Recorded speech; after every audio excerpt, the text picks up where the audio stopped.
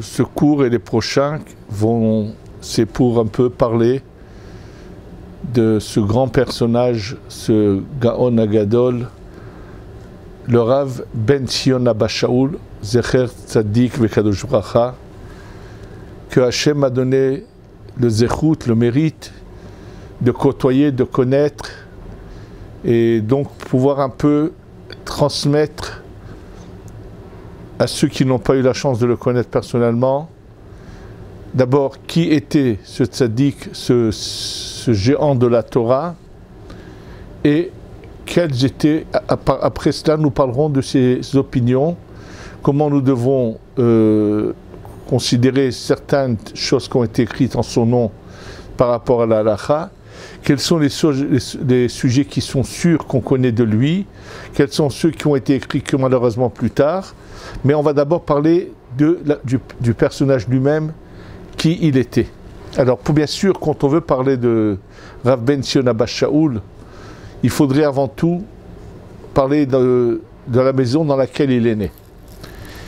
Et également, Baruch Hashem, j'ai eu la chance de voir plusieurs fois son père, Zichrono Livracha, qui venait les Shabbatot au cours de son fils, s'asseoir et les écouter, avec cette longue barbe si belle qu'il avait, avec sa simplicité. On va parler d'abord de son père.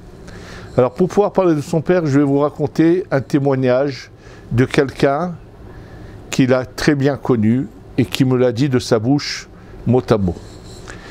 Ici, en Eretz Israël, il y a cette habitude, cette coutume qui vient bien sûr des paroles du Harizal, que pendant la période qu'on appelle Ben Hametzarim, du 17 Tammuz jusqu'au 9 Av, et de réciter le Tikkun Chatzot, ces lamentations sur la destruction du temple, qui normalement toute l'année se fait à partir de Chatzot, là et là, à partir du milieu de la nuit. Je dis le milieu, mais il faut vérifier les calendriers qui donnent l'heure exacte. Et cela, c'est mentionné dans le Shulchan Aruch, Raoui l'école Yereshamaim Shiye Metzar al Chorban Bet Hamikdash, c'est bien à tous ceux qui ont la crainte de Dieu de se vraiment pleurer un peu, d'avoir de la peine, de se lamenter sur la destruction du temple. Et cette personne dont je vous parle m'a raconté la chose suivante. C'était un vrai Talmid Chacham Tzadik à Yerushalayim, qui a déjà un certain âge, et m'a dit que lorsqu'il était jeune, une fois, le père de Rav Ben Sion Abba Shaul était cordonnier. Et donc, il me raconte qu'avec sa mère, ils vont à la cordonnerie du père de Rav Ben Sion Abba Shaul. Et bien sûr, il était enfant. Et il me dit, il se rappelle, voilà comment il me raconte les choses. Il le voit s'arrêter tout d'un coup, selon l'heure, au milieu de son travail, de prendre une cuvette avec un récipient d'eau, de se laver les mains, mettre ça de côté, et puis il s'est arrêté, il a demandé à la mère de ce Avrir, qui était enfant, d'attendre.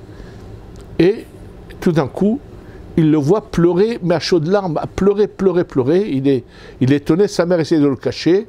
Il le voit vraiment pendant un moment pleurer. Puis, de quoi s'agissait-il? En fait, c'était pendant cette période des 3 semaines.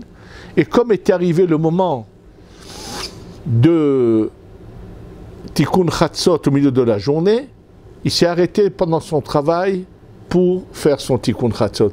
Et son Tikkun Chatzot était des sanglots de pleurs.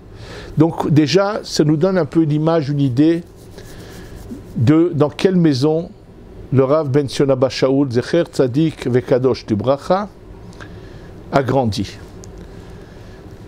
Maintenant, à part sa grandeur en Torah, je vais vous raconter quelques éléments qui montrent aussi sa sainteté, sa crainte de Dieu. J'ai eu la chance, et à part que moi je vous dis que l'avoir suivi pendant des années dans ses cours, lui avoir parlé personnellement, lui avoir posé plusieurs fois des questions dont je vous parlerai après. Également, vers la fin de sa vie, il y avait quelqu'un qui pendant 7 ans s'est occupé de lui et sa situation est allée en se détériorant. Mais pendant encore un bon moment, il était tout à fait complètement... sa tête fonctionnait absolument, juste son corps commençait à avoir des problèmes. Et celui qui a été payé par la famille pour s'en occuper s'appelle Yaakov Gigi. Ce Yaakov Gigi, il y a quelques années, a travaillé auprès de moi pendant quelques années. Et je peux vous dire que j'ai eu plusieurs témoignages de lui sur le Rav Abba Shaul. Et il m'a dit un jour, le petit-fils qui demande à son père, à son grand-père, il avait oublié, je pense que c'était Uretse dans le Birkat Amazon, je pense, oui, et il demande à son grand-père quelle est la halakha. Son grand-père lui dit, mais comment tu as oublié? Il lui dit, j'ai oublié. Et le grand-père ne comprend pas. Il lui dit, moi, de ma vie entière, j'ai jamais oublié Retse dans le Birkat Amazon. Et là, je vais vous donner un témoignage encore vraiment plus spectaculaire. Un des Mekoubanim dans notre génération, c'est le Rav Azriel Mansour, d'origine yéménite, qui a un kollel qui s'appelle Shuvi Nafshi. Et ce Rav Azriel Mansour est le premier Rav que j'ai eu qui m'a vraiment bien introduit dans ce domaine de l'étude de la Kabbalah.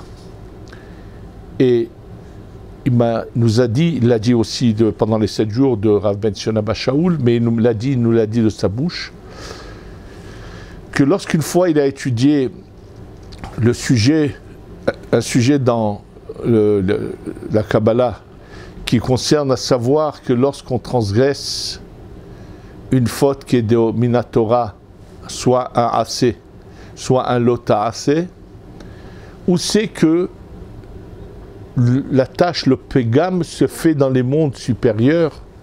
Et donc, le Rachash, qui est un commentaire indispensable à la compréhension du Harizal, qui détaille cela. Et pendant que donc Rav Ben Sion étudiait avec Rav Azriel Mansour, qui avait été son élève dans le Pshat à Porat Yosef, en étudiant le sujet, il se met à rêver, à penser, à réfléchir, et dire pour lui tout seul, de ma vie, je ne me souviens pas avoir transgressé une loi de la Torah, aussi bien assez que l'ota assez. Ça veut dire qu'il n'a jamais raté une lecture de Kriyat Shema en s'entend le matin. C'est-à-dire que de sa vie, il n'a jamais... Il a fait un examen de tête, il se dit, de sa vie entière, il ne se rappelle pas avoir une seule fois transgressé une interdiction de la Torah. Et puis en réfléchissant, des Rabbanan, il réfléchit peut-être des Rabbanan, mais jamais d'Oraita. Donc, ça c'est le côté de juste quelques images de sa grandeur sur le plan de sa Yirat Shamaim, sa crainte de Dieu. Sa connaissance en Torah, sachez qu'il était le Talmid Mouvhak, c'est-à-dire l'élève le plus proche du Rav Ezra Atiya. Le Rav Ezra Atiya, qui était le Rosh Yeshiva de Porat Yosef, sur qui le Chazon Ish a dit Rajba Shel Dorenu. Le Rajba de notre génération, c'est Rav Ezra Atiya. C'est comme ça que le Chazon Ish a parlé de Rav Ezra Atiya, qu'il avait rencontré et discuté avec lui. Et sachez que un jour, le Rav Ben Sion Abba Shaul, dans sa jeunesse, est allé voir le Chazon Ish, et quand il l'a rencontré, il s'est mis à discuter avec lui sur une loi qu'on dit au nom du Chazon Ish, qui concerne la manière dont on fait le toit d'une soukha. Est-ce qu'il doit reposer sur quelque chose qui reçoit la touma ou pas? Et est-ce qu'il, même si c'est pas directement, si c'est indirectement, et une des choses que je peux vous dire, c'est lui qui avait discuté avec Chazon Ish, a dit que ce qu'on dit au nom du Chazon Ish est inexact, et que le Chazon Ish n'a jamais dit que Ma'amid et Ma'amid c'était pas bien. Lui personnellement a discuté avec lui. Et donc, dans cette discussion où il expliquait lui son point de vue, les gens qui entouraient le Chazon Ish ont vu un jeune Avrer, un jeune Kolelman, discuter avec tant de ferveur et tenir tête au Chazon Ish, ont été vraiment surpris que le Chazon Ish leur réponde et discute aussi longtemps avec lui. Quand il est sorti, les gens lui ont demandé qui c'est ce Avrer avec qui le Chazon Ish a tellement parlé. Et il leur a répondu, il a fait un jeu de mots puisqu'il s'appelait Rav Ben Sion Abba Shaul. Il leur a dit Abba Shaul Tana ou Palig. Il a fait un jeu de mots avec une phrase de la Gemara où il y avait un Tana qui s'appelait Abba Shaul. Et la Gemara dit Abba Shaul Tana, c'est un Tana. Ou Palig, il peut donc contredire, dire l'inverse. C'est comme ça que le Chazon Ish a parlé de lui. Maintenant, juste qu'on va un peu savoir à quel point c'était un grand personnage. Un des rescapés de la Shoah qui s'appelait le Rav Eliezer Zilber, qui était aux États-Unis après l'Holocauste et qui était connu pour être un des grands de sa génération, est venu en Eretz Israël et il a prévenu qu'il voulait venir voir la yeshiva de Porat Yosef. Et là, le Rav Ezra Atiya a appelé son élève, le Rav Ben Sion Abba Shaul, et il lui a dit, je t'ordonne de ne pas cacher ton savoir, mais de réagir et de répondre à tout ce qui sera dit dans ce cours que va donner le Rav Eliezer Silver. Donc comme ce Rav lui a donné l'ordre, il a donc dû ouvrir la bouche. Et voilà que Rav Eliezer Silver parle d'un sujet et pose une question sur le Rambam. Il a à peine fini de poser la question que le Rav Ben Sion Abba Shaul lui fait signe qu'il veut répondre. Et Rav Eliezer Silver lui dit hé, jeune homme, cette question je l'ai posée avant la Shoah en Europe à l'auteur sur le Rambam qui a fait un livre qui s'appelle le Or Sameach, et sache qu'il lui a fallu 3 jours pour me répondre à la question. Alors réfléchis avant de parler. Il lui dit oui, j'ai la réponse. Alors Rav Eliezer Silver dit bon, on va t'entendre. Et il est stupéfait de voir que sur le champ, le Rav Ben Sion Abba Shaul lui répond exactement la réponse qu'il avait entendue du Or Sameach après 3 jours de réflexion.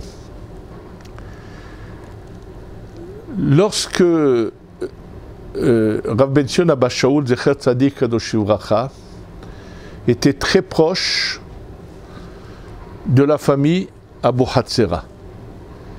Celui qu'il aimait, mais avec un amour très très particulier, c'était Baba Meir, le fils de Baba Saleh, Rabbi Meir Abu Hatzera de Ashdod, qui était vraiment en extase de Rav Ben Sion Abba Shaul. Ça s'est passé de la manière suivante. Une fois, il est allé lui rendre visite. Une fois que Rav Ben Sion Abba Shaul est allé voir le Baba Meir, et donc il a discuté avec lui en limoud, un bon moment.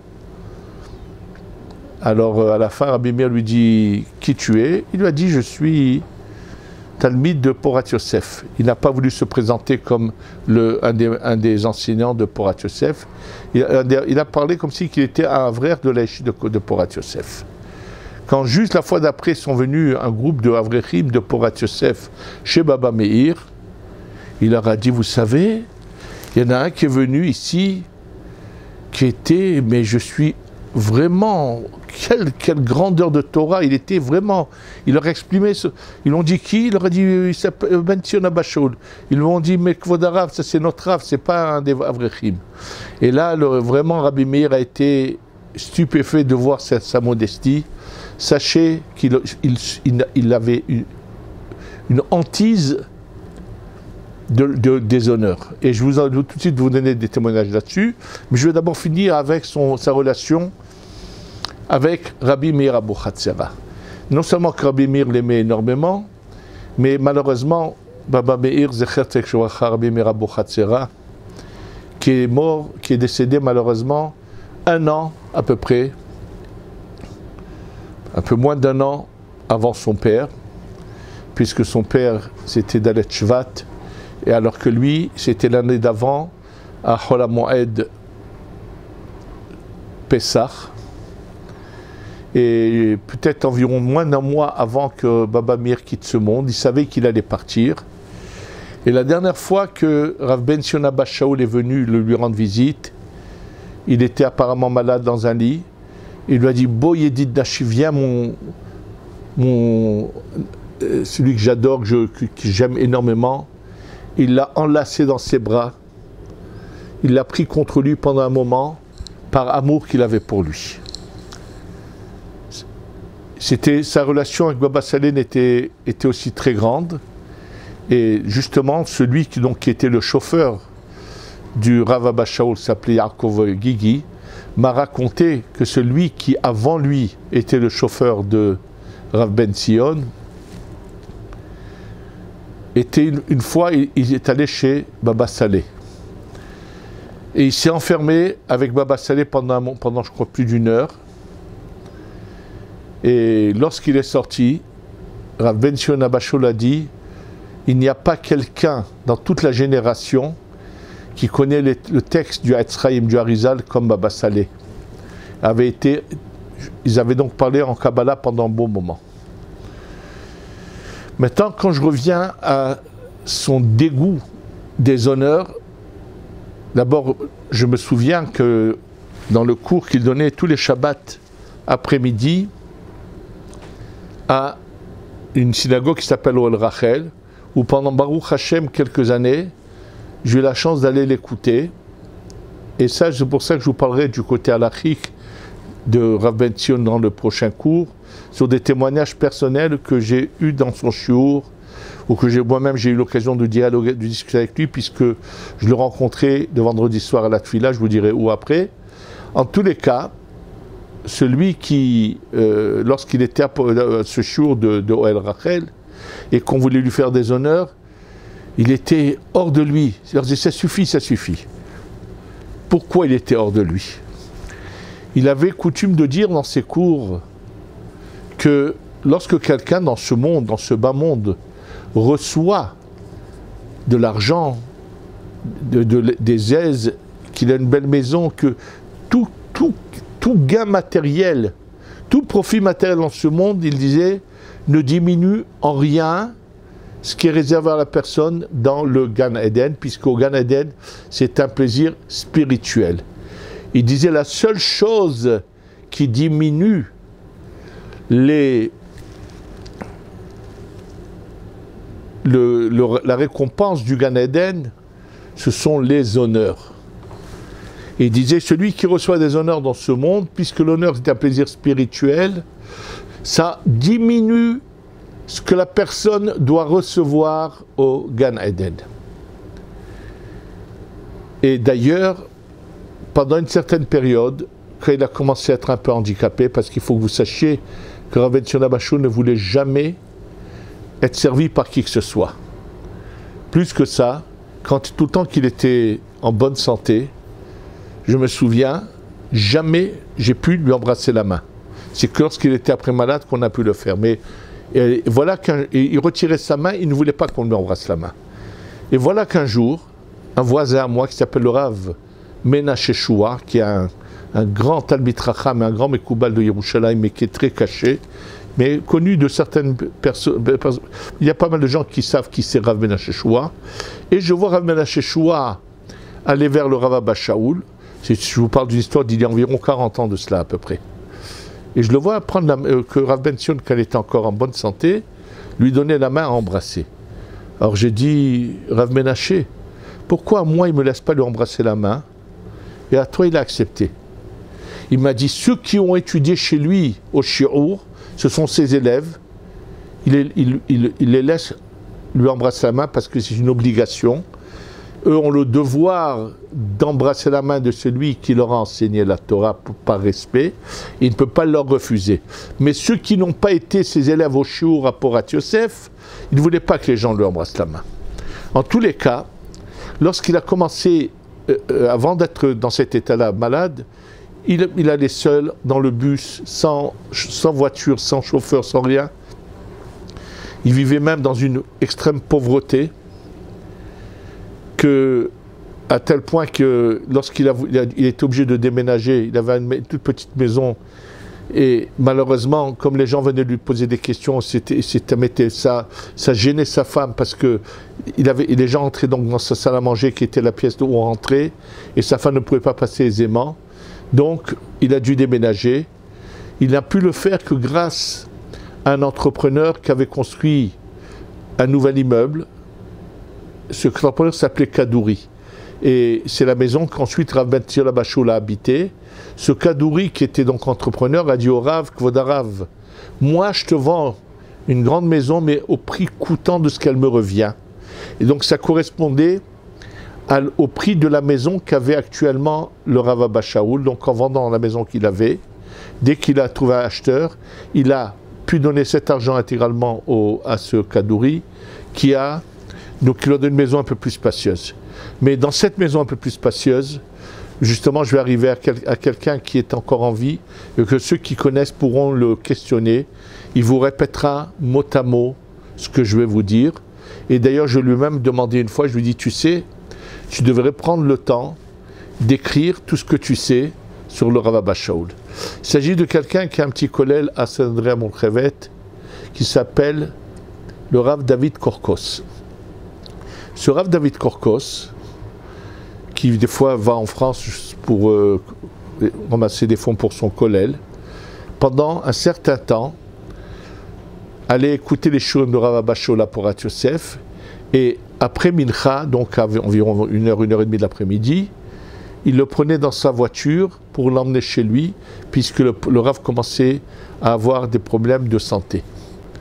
Et ce David Korkos m'a raconté qu'une fois le Rav est rentré dans la voiture et il lui a dit, David, maïti, David, qu'est-ce qui va se passer avec moi? Qu'est-ce qui va me rester au Gan Eden? Pourquoi me font-ils tant d'honneur? Presque il en pleurait d'avoir ces honneurs. Je vous assure que avoir connu le Rav Ben Tzvi Bashul et le Rosh de Porat Yosef, le Rav Yudat Tzadka, qui était son ami intime, qui était d'abord son Rav, après son ami intime, ça peut vraiment nous vacciner contre cette maladie qu'ont certaines personnes qui, malheureusement, ça fait des années qu'ils étudient la Torah et qui sont constamment à rechercher les honneurs. Il y en a un que je connais, je vous dirai bien sûr, je ne dirai pas le nom, Chas Veshalom, que je connais, que j'ai vu une fois à un mariage, comment il réclamait absolument, avec quel... c'était tellement flagrant, honteux, qu'il réclamait qu'on lui donne une certaine bracha. C'est un mariage auquel moi j'étais présent, que je faisais, et il dit devant moi au Khatan, le Khatan, moi je le faisais donc la première partie du mariage, et je ne me souviens pas de quel bracha qu'il voulait ensuite me donner, ce qui m'était vraiment Baruch Hashem égal. Et devant moi il lui dit, mais lui il est déjà le Meseder Kiddushin, ça veut dire il réclamait quand même une bracha. Donc moi je connaissais ce personnage, sachant qu'il malheureusement qu'il avait été à la recherche des honneurs. Et si j'avais voulu croire qu'avec l'âge, avec les années qui sont passées, et qu'il a aujourd'hui un beau bâtiment, mais qui est presque vide, dans lequel il enseigne à quelques personnes, entre guillemets, eh ben, je viens d'avoir la preuve qu'il est resté avec sa maladie, ce pauvre malheureux. C'est que quelqu'un qui avait un divorcé qui venait de se remarier, qui a choisi la salle de ce bâtiment, ça s'est passé récemment, me raconte qu'il avait prévu de lui donner je ne sais pas quelle bénédiction, et quelqu'un vient lui chuchoter à l'oreille, le bonhomme en question, ce rave en question, réclame la 7e bénédiction. Parce que c'est honorifique. Alors Baruch Hashem, on a eu la chance de connaître des grands tzadikim, des grands talmidei chachamim, comme le Rav Yehuda Tzadka. Comme c'est pas le moment où j'en parle maintenant, mais personnellement je l'ai vu de mes yeux. Pareil, qui ne supportait pas qu'on les honore, qui se prenait pour rien du tout. Il faut le savoir que Rav Ben Tzvi Bashul, c'était pareil. il ne supportait pas qu'on lui fasse des honneurs. Donc ça, c'est un des grands enseignements qu'on a eu la chance de voir de lui. Deuxième côté du Rav Ben Sion Abba Shaul, très important à dire et à diffuser, lui personnellement, non seulement qu'il était un gaon, une lumière dans le pshat, dans ce qu'on appelle la Gemara, et dans la halakha, c'était pas qu'un Rosh Yeshiva qui connaissait, qui savait faire de la gymnastique de l'esprit apparemment dans la Gemara, mais qui était également un posek, et qui connaissait vraiment, avait une connaissance de tous les sujets dans la Gemara. Celui qui l'a découvert et qui a pu le témoigner, pareil, vous pourrez peut-être des fois le voir et le rencontrer, c'est le Rav Yaakov Ben Haim, le Rosh Yeshiva de la Yeshivat Nachalat Moshe. Rav Yaakov Ben Haim, que aussi j'ai la chance de bien connaître, qui a été pendant des années au collège de Getzet, qui est un grand Talmid Racham. Lorsqu'il est arrivé à Yerushalayim, il étudiait des sujets que sont jamais, pratiquement la plupart des Rashi Yeshivot n'étudient jamais et ne connaissent pas. Et lorsqu'il avait des questions, il l'a dit, avec qui il a pu aller parler et poser ses questions et discuter, comme Masechet Para et ainsi de suite, c'était avec le Rav Ben Sion Abba Shaul. Maintenant, Rav Ben Sion Abba Shaul n'était pas, donc, comme je vous l'ai dit, qu'un géant dans le Pshat, mais il était également un géant dans la Kabbalah. Et ça, je l'ai entendu de la bouche du Rav Azriel Mansour, qui a eu l'occasion souvent de discuter avec lui, et qui a pu voir sa connaissance, pas seulement dans l'étude du Harizal, mais également sa connaissance dans ce qu'on appelle le Sidour Arashash. Le Rav Ben Sion Abba Shaul, quand il enseignait dans son cours à Ohel Rachel, son cours était basé sur le Sefer Achinur. Le Sefer Achinur va selon l'ordre des mitzvot de la Torah. Et lorsqu'il arrivait à la mitzvah de l'étude de la Torah, il l'a dit je ne sais pas combien de fois, qu'on a l'obligation d'étudier toutes les parties de la Torah, ce qui inclut également la Kabbalah. Et d'ailleurs, dans le domaine de la halakha, lorsqu'il s'agit des textes de la Tefila, il y a l'unanimité entre Rav Ovadia Yosef et Rav Ben Sion Abba Shaul, que en ce qui concerne la Tefila, le Noussar de la Tefila, on doit absolument suivre ce qu'a écrit le Harizal. Ça, le Rav Ovadia Yosef est également d'accord là-dessus. Il l'a écrit, et dans plusieurs endroits. Et bien que certains ont écrit des bêtises après sur ce qu'il aurait dit, c'est faux, mais lui a toujours pensé, et j'ai des témoignages là-dessus, entre autres le Rav Rakar de Chicago, qui a fait la smicha, qui a étudié sa smicha chez Rav Ovadia Yosef, et qui avait une fois écrit sur un sujet qui concernait la Kabbalah, et lorsqu'il a demandé l'accord du Rav Ovadia Yosef, il lui a écrit « En ce qui concerne la Tefila, on suit aveuglément le Harizal. Personne ne peut aller à l'encontre du Harizal. » Il l'a dit à maintes reprises les façons, le Rav Ovadia, lorsque le Rav Goren avait voulu faire un livre de prière qui aille aussi bien pour les Ashkenazim que les Sfaradim, Nusach Ahid, le Rav Ovadia Yosef a été catégoriquement opposé à cela, et il a dit, la Tfila, le Noussar de la Tfila, on ne le touche pas. Donc là-dessus, il n'y a pas de discussion. Si vous serez étonné de voir que, en ce qui concerne le Kaddish, le Rav Ovadia Yosef avait retiré le Yud du mot Shemeh et avait rajouté le Vav dans le Alam ou l'Almeh, malheureusement, ça a été une erreur de sa part, sur laquelle il est revenu.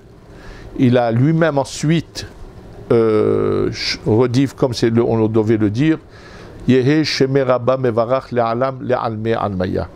D'ailleurs, à la suite de cela, parce qu'il avait écrit justement, il y avait eu cette erreur sur le Kaddish de sa part, j'avais, il y a quelques années, du vivant de Rav Ovadia Yosef, écrit ce petit feuillet, ce petit manuscrit qui s'appelle Nusach HaKaddish, qui était essentiellement pour prouver qu'il n'y a pas une autre opinion, que c'était une erreur. De toute façon, le Rav Ovadia est revenu là-dessus, et son erreur était venue du fait que dans certains livres, il y avait eu une erreur d'impression, dans un certain livre du Harizal, mais je peux vous dire une chose, ce petit fascicule a eu l'accord du fils de Rav Ovadia Yosef, le Rav Yaakov Yosef, qui a écrit que j'avais écrit était juste, et même quand je l'ai envoyé au Rav Yitzhak Yosef, l'actuel Rav Rashi, grand rabbin, il n'a rien répondu là-dessus, et pas seulement qu'il n'a rien répondu. Lorsque un certain jeune homme Cohen, qui n'est pas en famille avec moi du tout, lui a posé la question qu'est-ce qu'il fallait faire pour le Kaddish, ne voulant pas à ce moment-là, il ne savait pas que son père avait été revenu là-dessus. Ça, c'est un témoignage du Rav Moshe Yosef qui a témoigné que son père est revenu là-dessus, qu'il a su qu'il avait fait une erreur, mais que Rav Moshe Yosef a vécu dans la maison avec le Rav Ovadia Yosef les dernières années, à part qu'on l'a entendu le dire, mais il l'a témoigné au Rav Mordechai Seba qui travaille avec le Rav Moshe Yosef dans la cacheroute, m'a répété plusieurs fois que le Rav Moshe Yosef lui a été catégorique que son père était revenu sur cette erreur dans le Kaddish. En tous les cas, même le Rav Yitzhak Yosef a répondu à quelqu'un qui lui a posé la question. Il a dit tu fais comme tu veux, parce qu'il ne voulait pas dire ne fais pas comme mon père. Il faisait très attention à cela. De toute façon, son père après est revenu là-dessus. Mais en tous les cas, en ce qui concerne le Kaddish, c'est la seule chose où Rav Ovadia Yosef de manière générale, donc en ce qui concerne la tefila, on ne touche pas à la tefila.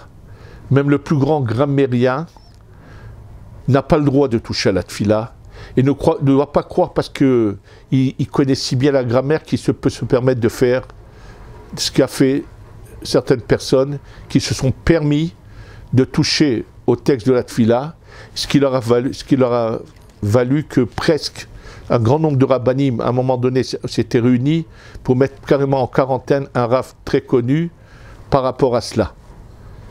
En tous les cas, le Rav Ovadia était d'accord là-dessus sans aucun problème. La seule discussion qu'il y a eu entre les deux, entre le Rav Ben Sion Abashol et le Rav Ovadia, c'est quand dans d'autres sujets qui ne concernent pas la tefila, et qu'il y a une mahloket, une discussion entre la Kabbalah et la halakha, que doit-on faire? Le Rav Ovadia pense qu'il faut aller selon uniquement la halakha, et Rav Ben Sion Abashol, lui, non, pensait qu'il fallait absolument aller selon la Kabbalah. Par exemple, personnellement, je lui ai posé la question, et il l'a dit à tous ses élèves d'ailleurs, le Rav Ben Sion Abashol portait 2 tefilines en même temps. Les 2 petites tefilines, Rashi et Rabbeinu Tam, ensemble. Je vous raconterai après comment il faisait cette tefila, puisque je le rencontrais souvent le matin, quand il habitait dans cette première maison dont je vous ai parlé, c'était pas loin de chez moi, et je le rencontrais dans le lieu où il venait faire cette tefila. Je vous dirai comment il la faisait. Donc lui mettait les 2 tefilines, et lui pensait bien sûr que les 2 tefilines que nous mettons, ce n'est pas dans le doute, mais selon la Kabbalah, les 2 sont justes, il faut les mettre les 2. Chochma ou Bina, c'était l'opinion de... Donc ça, c'est une discussion sur le point de vue halakha. Est-ce qu'on fait selon la Kabbalah ou selon la halakha lorsqu'il y a une contradiction?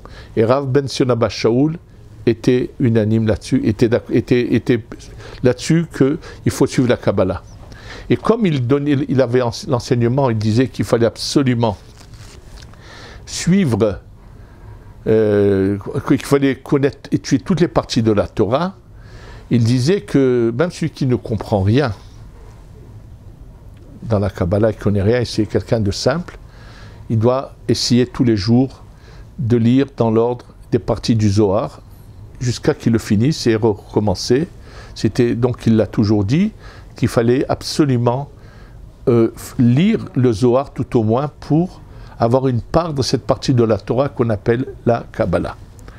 Maintenant, en ce qui concerne la Kabbalah, moi, je vous dis, il y a des années, j'ai étudié avec le Rav Azriel Mansour dans le collège Shuvinafshi. il m'a dit que lorsqu'il avait décidé d'ouvrir un kollel, donc d'enseignement de la Kabbalah, Rav Ben Sion Abba Shaul lui a dit la chose suivante.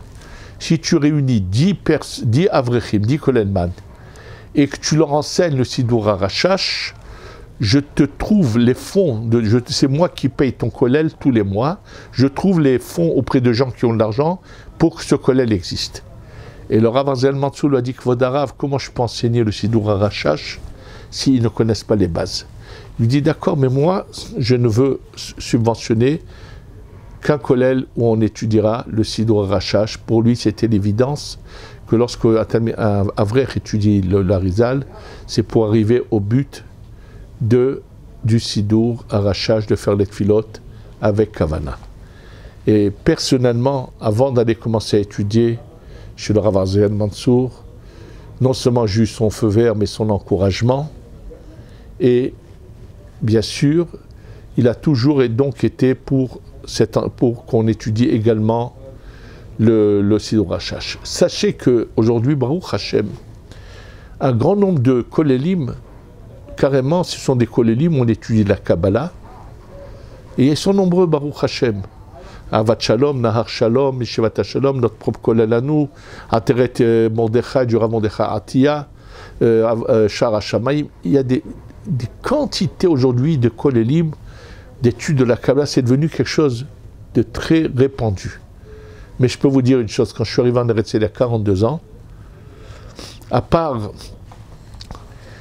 le Rav Mordechai Sharavi, Zecher Tzadik Lebracha, ou bien Beth El de Rechov Rashi, où il y avait le Rav Kadouri, où il y avait quelques vieux qui étudiaient, il n'y avait pas de kollel, proprement dire, d'avrechim jeunes qui étudient la Kabbalah. Le premier kollel d'études de la Kabbalah en soirée a été fondé par le Rav Ben Sion Abba Shaul, et ce kollel se trouvait justement dans ce fameux Bet Knesset qui s'appelle Oel Rachel, que fréquentait son père, dans lequel il avait son père allait faire la tfila, et bien tous les soirs il y avait là-bas un kollel de Kabbalah, et qui c'est qu'il avait fondé, qui le subventionnait? C'était le Rav Ben Sion Abba Shaul. Donc pour lui, c'était quelque chose d'évident, qu'il fallait également étudier ce côté de la Torah, qu'il fallait mettre 2 tfilines en même temps, et ainsi de suite. Ça c'était donc d'une manière générale, une vue générale sur la vie du Rav Ben Sion Abba Shaul. Dans le prochain cours, Be'ezrat Hashem, on va rentrer dans les détails sur sa vision de la halakha, sur les sujets qui ont été abordés par lui dans la halakha, ceux qui sont sûrs, et comment doit-on regarder certains ouvrages qui existent aujourd'hui en son nom, et on en rentrera dans plus de détails, Be'ezrat Hashem. Mais là, on a déjà eu une vue un peu générale de qui était Rav Ben Sion Abba Shaul. Zechuto Yargen Ba'adenu Yamolanu. Amen ve Amen.